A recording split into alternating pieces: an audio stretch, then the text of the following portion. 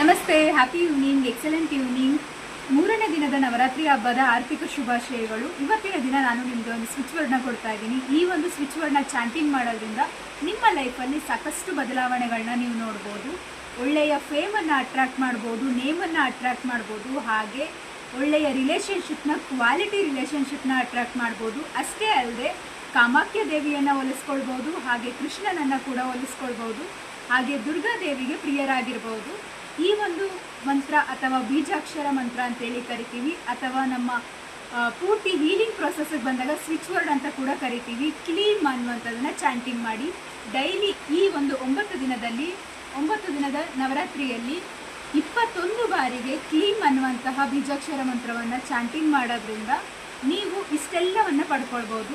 ಹಾಗೆ ನಿಮ್ಮ ಲೈಫಲ್ಲಿ ವೆಲ್ತ್, ಹೆಲ್ತು, ಹಾಗೆ ರಿಲೇಷನ್ಶಿಪ್ ಅನ್ನುವಂಥದ್ದು ತುಂಬ ಚೆನ್ನಾಗಿರುತ್ತೆ. ಒಬ್ಬ ವ್ಯಕ್ತಿಗೆ ಬೇಕಾಗಿರುವಂಥದ್ದು ಹೆಲ್ತು, ವೆಲ್ತ್, ಹಾಗೆ ರಿಲೇಷನ್ಶಿಪ್. ಇದಿಷ್ಟು ಚೆನ್ನಾಗಿದ್ರೆ ಲೈಫ್ ಸೂಪರ್ ಆಗಿರುತ್ತೆ. ಲೈಫ್ ಸೂಪರ್ ಆಗಿರಬೇಕಾ? ಹಾಗಿದ್ರೆ ಈ ಒಂದು ಸ್ವಿಚ್ ವರ್ಡ್ನ ಚಾಂಟಿಂಗ್ ಮಾಡಿ. ಐ ಹೋಪ್ ಈ ವಿಡಿಯೋ ನಿಮ್ಮೆಲ್ಲರಿಗೂ ಇಷ್ಟ ಆಗಿದೆ ಅಂತೇಳಿ ಭಾವಿಸ್ತೀನಿ. Thank you so much.